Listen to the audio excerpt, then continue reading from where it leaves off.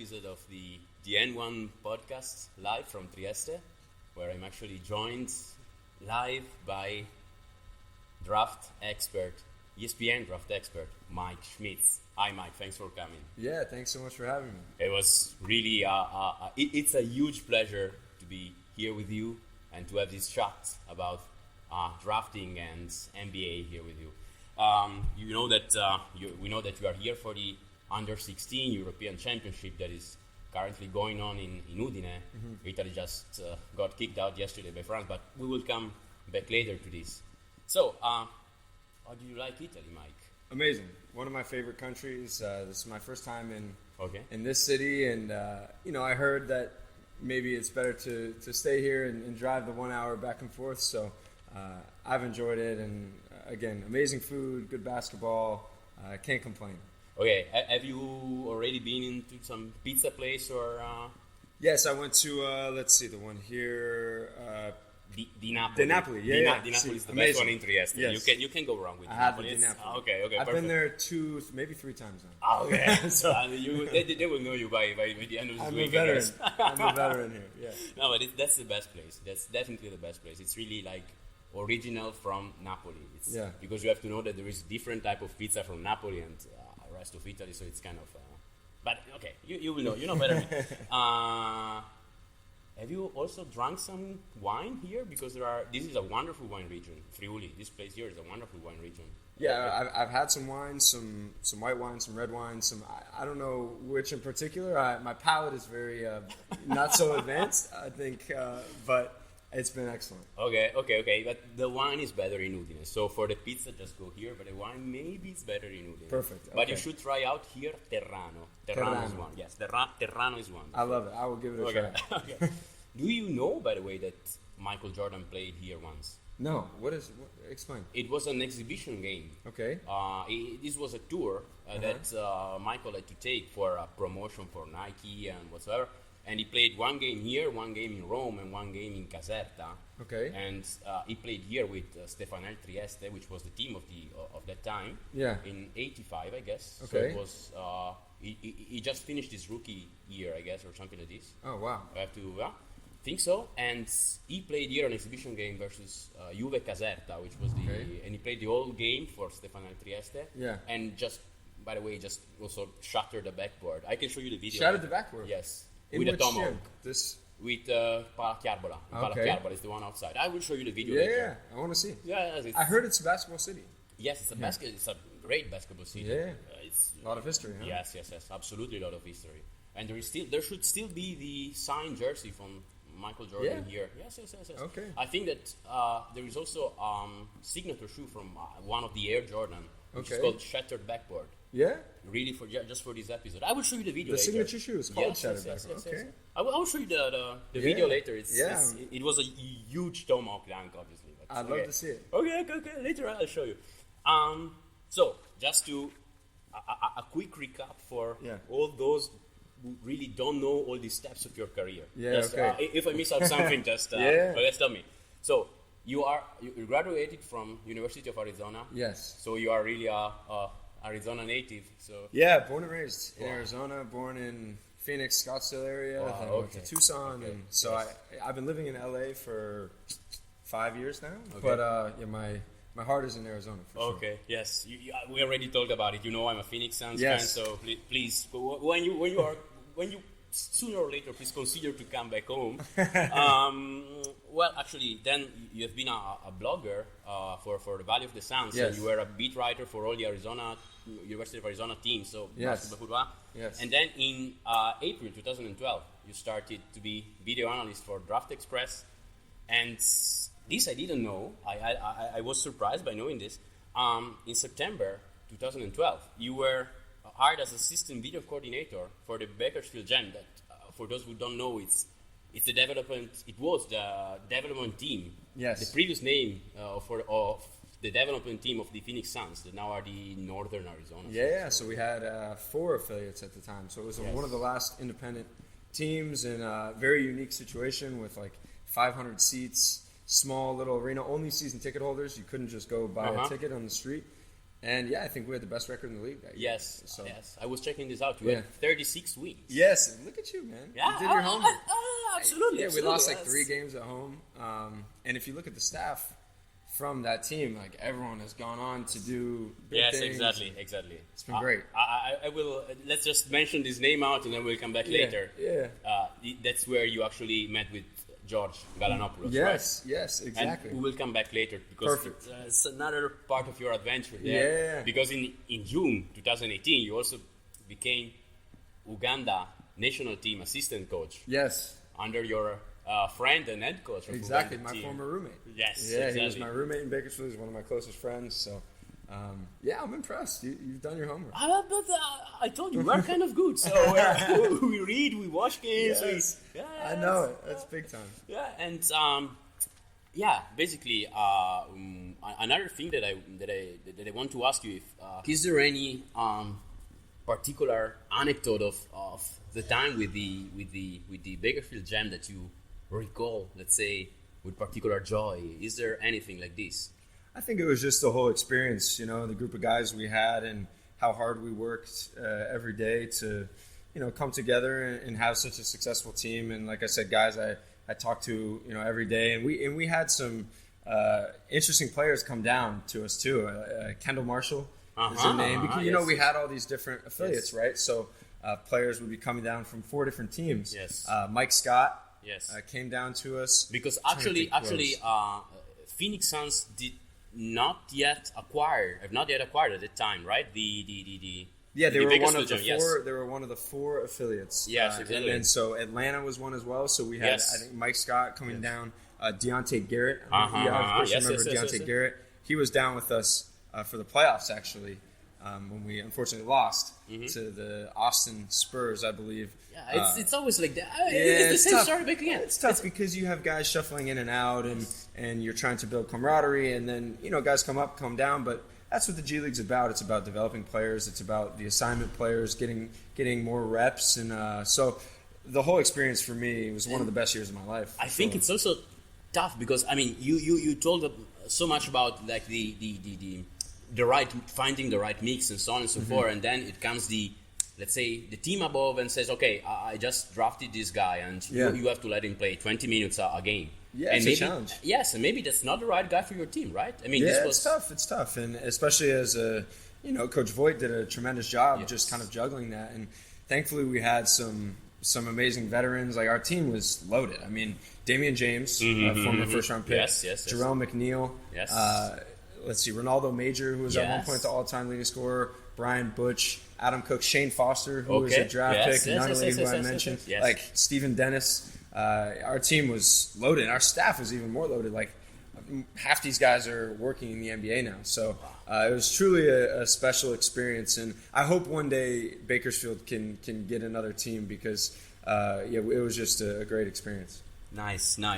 Listen, we have discussed a little bit your then G League experience, but nowadays, how does a typical working day of Mike Schmitz look like? I know there is no typical working day for you. One day you are in Africa, the other one you are in Turkey, and blah blah blah. But let's say if you don't travel around, how does your day look like? Yeah, if I'm not traveling or I'm not at games, it's a lot of film work. Like if we're running up to the draft and maybe say a month before the draft and we're still working on a lot of these videos, then it's watching film, it's making sure I'm on point with strengths and weaknesses of certain players. I've had a lot of guys we've added also helping me, younger guys who are really developing, and I'll kind of, as we're making a scouting video, say I'll send them notes of, hey, this is what this player is like, this is exactly the clips I want, and then we'll put together the clips that we're looking for and kind of create that product. Let me know if there's an opening over there. Exactly, we need some more Italian prospects.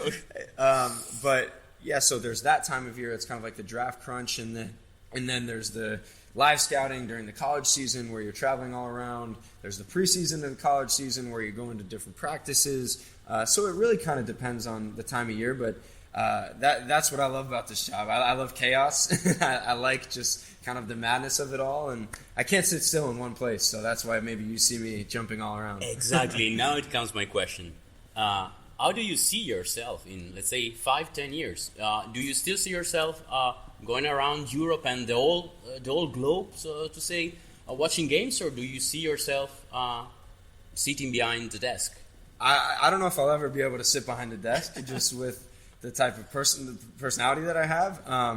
It's hard to say in 5 or 10 years where you're going to be. I'm really grateful to have this opportunity from Jonathan Gavoni and Woj and these guys who have helped put me in this position. So, as long as they'll let me keep going to Africa and Europe and looking for different players and really getting to know these guys too, I think that's a huge part of what I value is the relationships of, being able to interview players when they're 15, 16, being able to meet the agents, the coaches. Like, for me, the relationship aspect of all this is really special. And so, again, I don't know if I'll ever be sitting behind a desk. I hope not.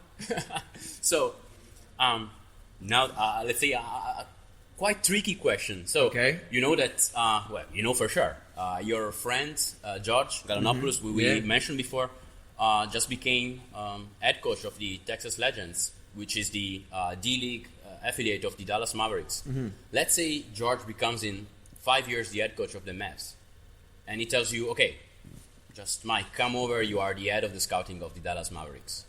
How would you like it? So, and this question is basically, when you answer this, please answer to also this other question, which is basically, what are the differences then between the work of Mike Schmitz and the work of an NBA scout? Yeah.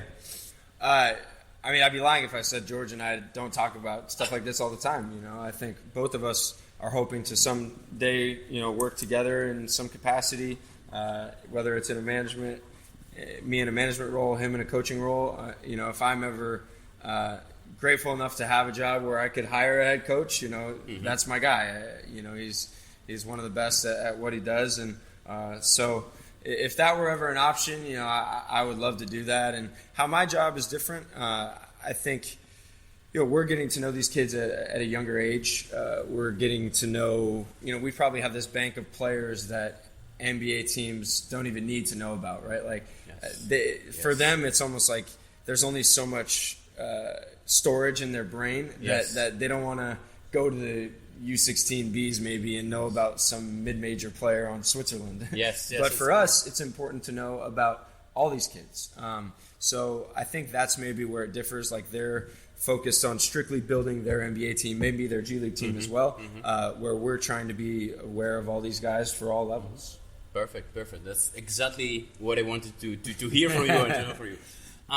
Listen, now you are more than 7 years. It's more than 7 years that you are in the business, so to say.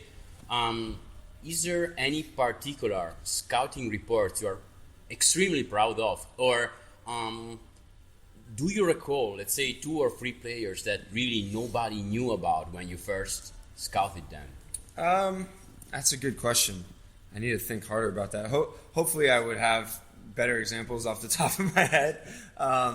You go back and forth on a lot of guys too. Like, I really, really liked Kyle Kuzma. Mm-hmm. And then I maybe wasn't as emphatic about him as I should have been heading into the draft. But that's one guy where I feel like I had a good intuition on him.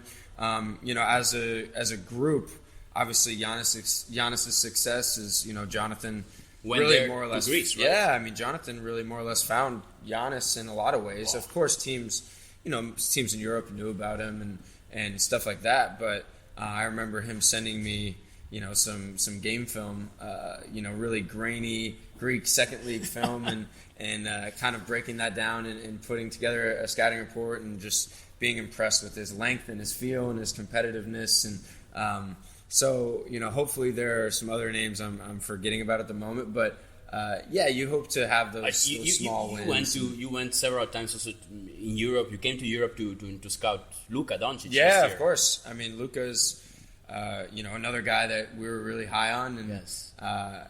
It's been cool to see his progression. Also, I was at the Eurobasket watching him in Finland in Helsinki before they moved on to the final stage. Yes. And then I saw him at the EuroLeague Final Four 2 years before, and then just continued to scout him. I was at the game in Belgrade where he when had the game-winning pull-up yes, three. Yes, the pull-up three buzzer beater. I recall that, yes. And then he did kind of like a shrug down the court, So, yeah, watching his development has been really cool. And it's a gratifying job. I would hope I have more accurate calls than incorrect. I could probably name you more misses than wins, but that's the business, and it's been a lot of fun. I think you can't really account yourself responsible for any of these misses because it's the nature of the job. I mean, there have been, for instance, let's talk about Andrew Wiggins. Like for instance, just naming one player. Yeah. I think everybody was saying this is a wonderful defensive prospect. This guy jumps out of the building.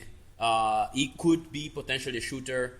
Blah blah blah blah blah. So you can't really account yourself responsible for something because I think then that it's a lot of the development of a player stays really on the player's shoulders and on the team. Also, the team is really the team themselves have to be hold accountable for the. No, for sure. I think that's a huge part of it. Situation. I don't know if we talk enough about that.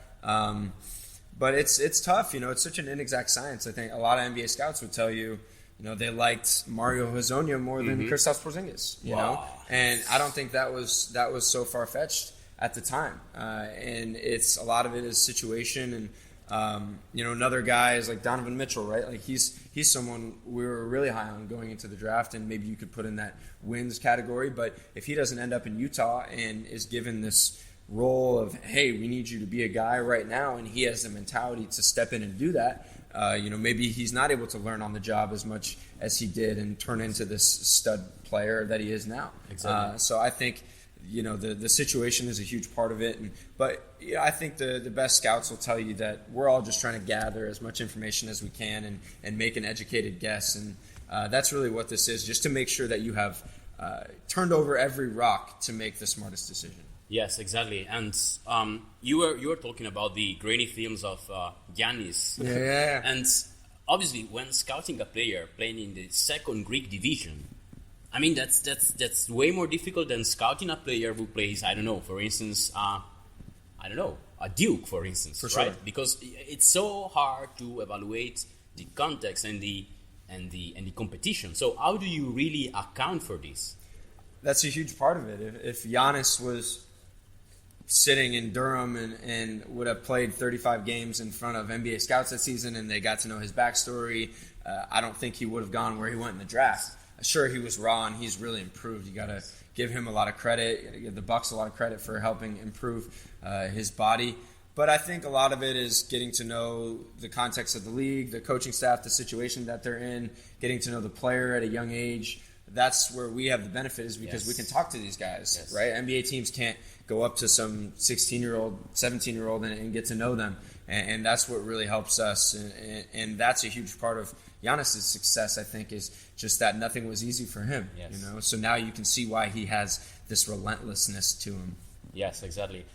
In fact, sometimes I usually watch a lot of films when it comes down to, the 3-4 months before the draft. I really watch tons of films, but sometimes I really get more insight on a player just by watching your interviews, for instance, because you can really understand the type of person, of human being that the guy is. For instance, I recall the decision process before the 2018 draft for the Phoenix Suns, and I was hoping so much for Luka. He's European, he has the wow effect, so it's all these kind of things. I was really hoping for Luka. But then we got DeAndre Ayton, which is still a wonderful prospect, I think. For sure. And I'm really high on him. But still, when I saw his interview after the tryout with the Suns, I was like, wow, this guy is really shy and kind of passive aggressive. The way he answers, doesn't look you in the eyes. This kind of stuff. I remember the first interview of Donovan Mitchell. It was like, okay, this guy will just literally feast on defenses. that's you can really understand the personality of a guy just by a 10 minutes interview. Sometimes even more than watching a guy play. It's incredible. Yeah, we're really scouting the person so much now, with the importance of a locker room, of building a culture.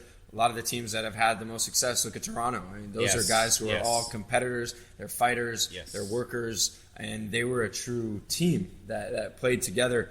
And that's what the best teams, to me, are looking at. They're getting to know who this person is, what makes them tick. Sure, you need talent. There's no doubt about that. But you need the right mix of characters and killers and guys who are going to come in every day and want to get better. So that's a huge part about it. And I think that's where we, like I said, have been able to at least have some success is just getting to know these guys at a young age, because 30 games of college is not enough. No. It's just not a big enough sample. And then you're calling, some high-level assistant coach and saying, hey, how's his work ethic? Yes. And it's like, okay, he's going to say, hopefully you have a good enough relationship to where you're gathering the proper intel. And these NBA teams certainly do. They do their homework. There's no doubt about that. But you have to start scouting well before they hit college, in my opinion. That's why I love the U16s. That's why I'm here, is because you're getting the genuine, raw person of who this kid is. You're getting to meet the parent, the family, before they're signed with some huge agent and they're closed off to the media and they're kind of trained to be a robot. You get to figure out who they are. Yes. So that's why I love this level. No, but that's exactly the point here, because, for instance, I was not super high, let's say, before the draft on Rui Hachimura. Then we had Ricky is here on the podcast, and we discussed with him about Rui, and it was like, wow, this guy has seen Rui for like 2 years every day, 3 years every day, and he knows what he's been through. And coming into a country where nobody knows you, you don't speak a word of the language, you have to follow lessons and then come in the afternoon and play, and then go out and be one of the top recruits of the whole college. It gives you another perspective. They're not robots. They're not 1 + 1 with players is not equal to sometimes. Every path is different, and I think the Rui example is great. Like you said, Ricky, who's a total stud, by the way. Shout out to Ricky. He knows Rui better than anybody, and saw his progression, and he would always tell me, you have to look at where he started and his starting point. When so often we say, man, I wish the guy could make this read or could had better passing instincts or this or that, but you have to look at his starting point in the progression that he's made. Yes. And it's been impressive to see. Sure, there are things that he can still improve upon, but that's every player, and like I said, not every development path is linear, so it's important to have that starting point in the context. Yes. So you mentioned right now that nowadays you're paying much more attention to the mental aspect of a player. Okay. What are the differences in the scouting job right now from where you started? So how did the scouting job look like in 2012, and how does it look like now? What are the differences? What are the different abilities you look at? For instance, I guess if you go and read the scouting report, I don't know, of Jail Okafor, it was like wonderful post-up players and blah, blah, blah, blah, blah, and nowadays nobody cared this much. Yeah. I think Jaleel in particular is a little bit of a casualty of the way the game changed. If it were 15, 20 years ago, I think he would justify going where he did, and he'd probably be a really productive NBA player. I mean, when he plays, the guy is extremely productive. He can really, really score. He's an absolute natural, but it's just the way the game has changed. But in regards to your question, I have more access now than I did in 2012. In 2012, I was more in a closet cutting video until my eyes bleed, So now I've had the ability to get out on the road, thanks to Jonathan and ESPN and Woj and these guys allowing me to kind of build these relationships and gather more information and have more access to the prospects. That's what's really changed for me, as opposed to just going off of film. And that's where a lot of the scouting is missed. I think if you look just kind of on the internet, and there's a lot of whether it's draft models or film gurus who do a hell of a job of breaking stuff down and saying, man, why isn't, say, A.J. Hammonds is a name that comes to mind. Why isn't A.J. Hammonds a lottery pick? Yes. It's like, well, there's a lot more that goes into this in terms of knowing the intel, knowing the background, knowing what makes them tick. And that's where I've been able to, given the opportunity to grow, I think, is just having more access to the information. Yes, and there is, as you just said, there is much more competition also in your job right now than it was like there was 7 years ago, I guess. So, for instance, I'm a lot into draft Twitter. So, I don't know. For instance, Frank Jackson and Cold Speak are among my favorites guy. Yeah, really good. And really good. Yeah. And for instance, I was watching all their work on Brandon Clark per draft, and I started watching Brandon Clark myself. And when draft night came, I was like, okay, this guy must be a top 7 pick. I mean, he cannot. And then it went down to 21. So it was really. Sometimes it looks like there are two different words: the scouting word and the NBA scouting word. They look sometimes completely detached from one another, and it's kind of surprising as well, right? Yeah, Brandon Clark is a great example of kind of the battle between that teams still have. It's the gap isn't as great as it used to be, but between analytics, production, and traditional scouting. Because traditional scouting tells you Brandon Clark has a 6'8" wingspan, he weighs 207 pounds, he doesn't shoot threes, he doesn't pass the eye test, he's old, he played in an average conference, even though that they're played a bunch of great teams. Obviously, they're one of the better teams in the country.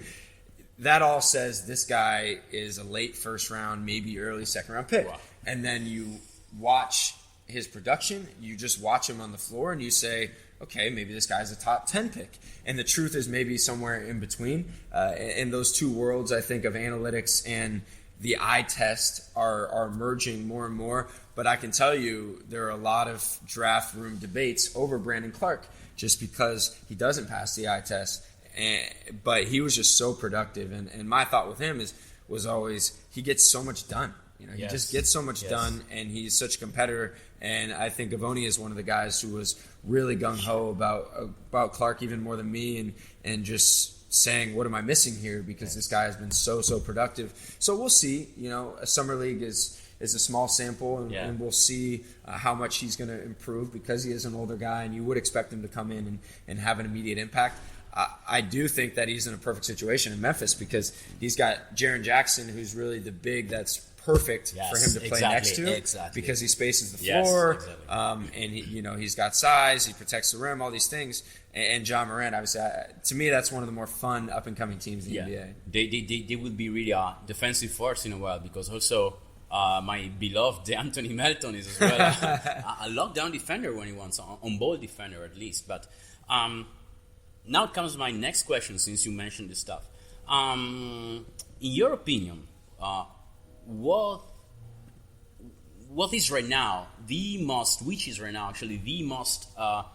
underappreciated and overvalued characteristic of a scouting report? So, for instance, I was trying to think about it, and for me right now, one of the most overvalued stuff when scouting a player is youth, because sometimes a player, if he's 21, like you said, Brandon Clark, it's still.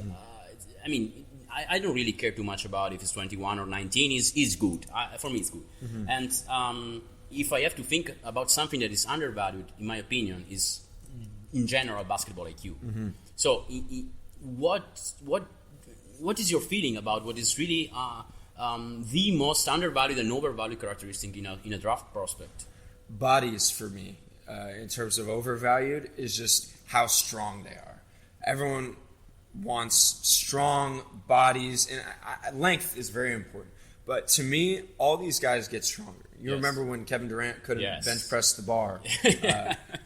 There are a few examples. Brandon Ingram is a guy I thought would get a lot stronger and really hasn't. His body doesn't look that different. So there are, guys who don't change in that regard. But even De'Aaron Fox, he was a guy who was always super thin. And now it's not even an issue. So I think we're overvaluing their physical strength at that moment because with NBA strength and conditioning, with nutrition, everything teams have learned, these guys get bigger instantly.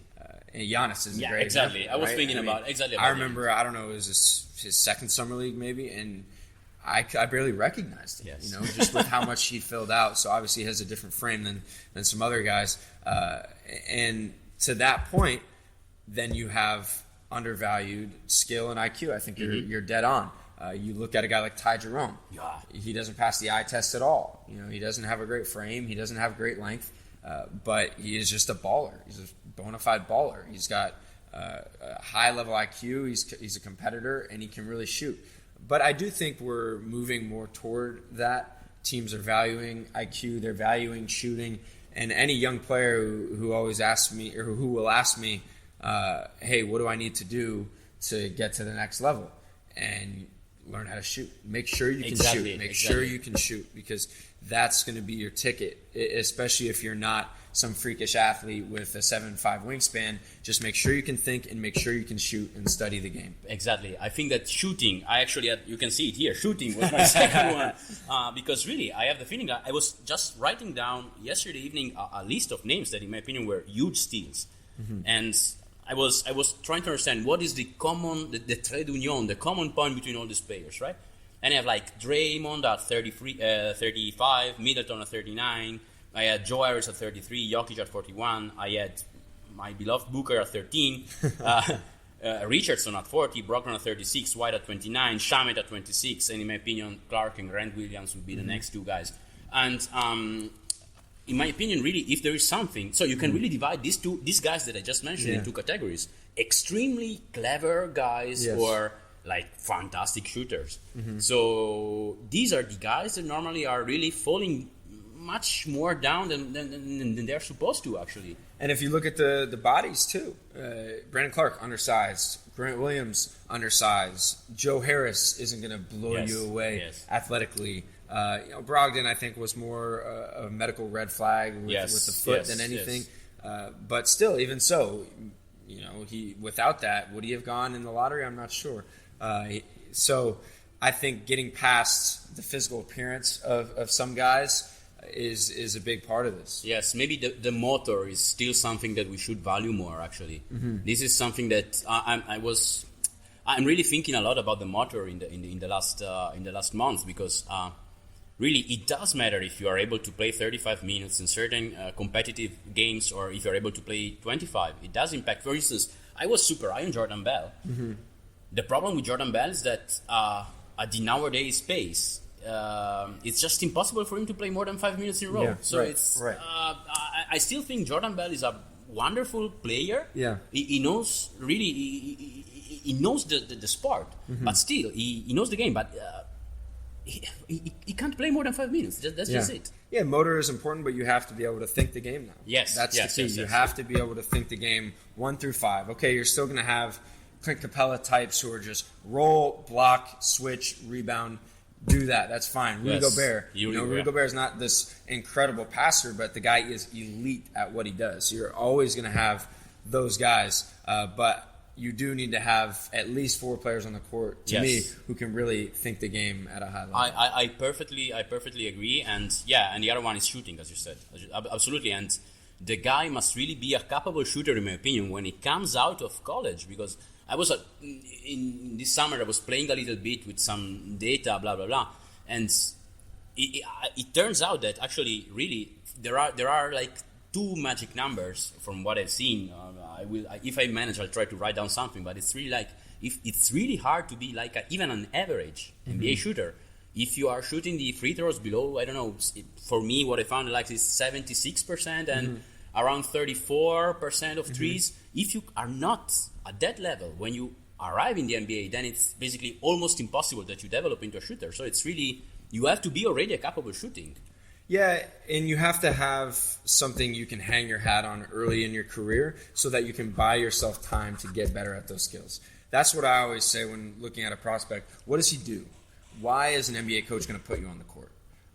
Kawhi is a good example of this. Kawhi is a worker who is one of these guys who got better at shooting, who turned himself into a guy who can really make shots in a variety of ways.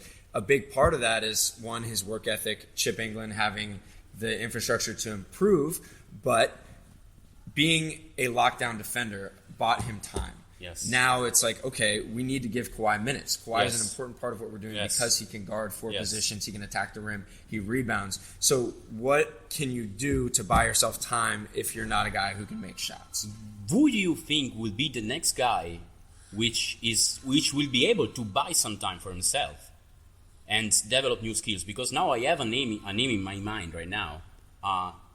Let's hear it. Let's hear your name. Yeah, it's Bruce Bowen of the Detroit Pistons. Bruce right Brown, now. yeah. Bruce Brown. I was just you named so much the Spurs today that Bruce Brown. I mean, I was watching Bruce Brown films of the summer league, and his passing looked awesome. Really, I mean, yes, I was not really okay. Last year, I was watching him and said, okay, the guy's a lockdown defender, but that's it.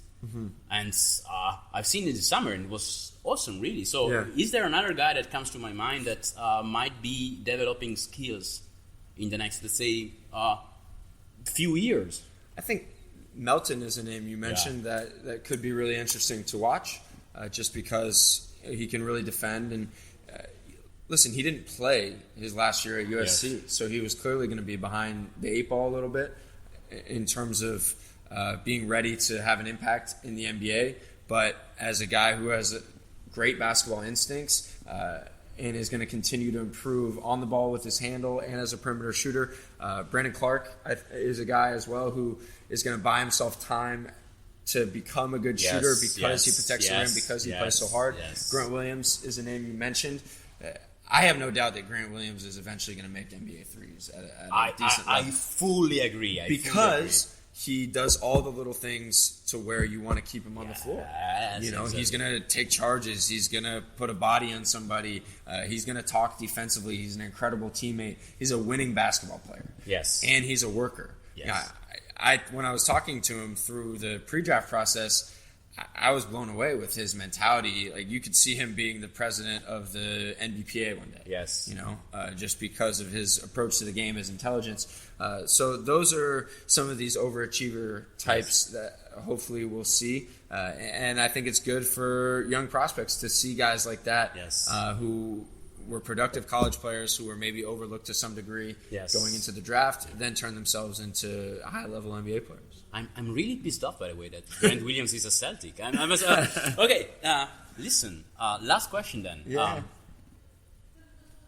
Who are actually the players that really stand out to you in this under-16 European Championship? So just shout out some names, because I wrote down some. I was watching some games, but the one that impressed me most is the French long guy, Victor Wembanyama. I don't even know how to pronounce it. Or, okay, I'm Italian, so I was really into Spagnolo. Or, actually yesterday evening also Dieng was impressive in my opinion. And, then other guys, the Divisic twins. Yes. And so who actually stood out to you, and why? How do you see this guy projecting themselves to the next level? And moreover, how will you scout them in the next years? Because this guy will be in the draft class of, they will come in the NBA in 3-4 years, right? Yeah, 2022 and 2023. Yes. Victor Wembanyama is by far the most interesting prospect. He's a guy I heard about a couple of years ago and actually have been evaluating for maybe a year and a half, just kind of walking into, some under 18 games he was playing. I went to some under 15 tournament he was playing in just to kind of start looking at his body and his skills and gathering information, because he's an elite level prospect, and it's been really cool to see his development. I think he was maybe 6'9" when I first saw him. Now he's 7'2", and I've never seen a prospect like this. It's not just the size and the length, but he plays with a joy, a very youthful joy that I love. He's competitive. He's going after every shot. He moves incredibly well for that size, and he can really pass. He has a great feel for the game. So I've never seen this combination of skills. He's the one who stands out to me the most. You could argue France as maybe the top 3 prospects. Yes. I think Ousmane Dieng is right up there. Maybe a couple of Victor, but has a chance to be in that conversation just because he's a 6'7" point guard who can score from all 3 levels, has a great feel for the game, defends multiple positions. So you're just building the file on these guys, and then you're continuing to follow up on their development. You're going to watch them, if it's in France, you're going to watch them. Maybe they're playing Espoir under 21.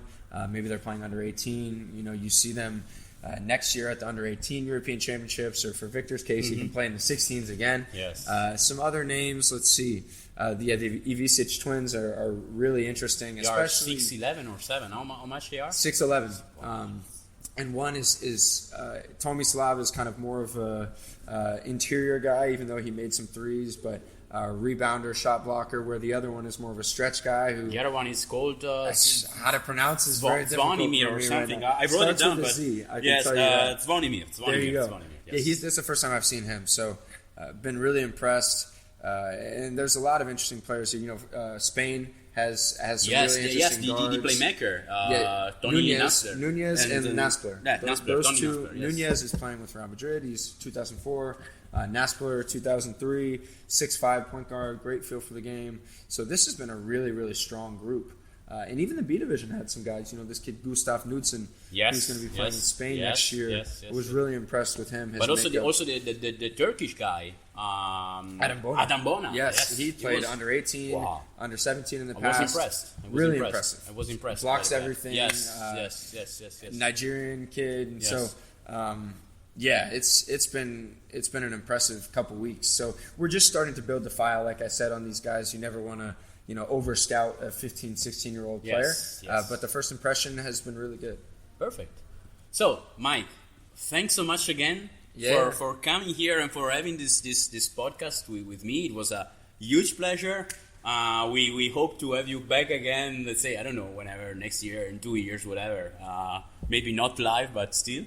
It was my pleasure. No, next time we'll do it over a glass of wine and some Di Napoli pizza. Huh? Perfect. Yeah, for me it's fine. Whenever you want to come by, you are my guest. Absolutely. Mike, it was really a huge pleasure. Thanks again. Ciao a tutti quanti. Ciao. Thanks again. Ciao. Mike. Thank you.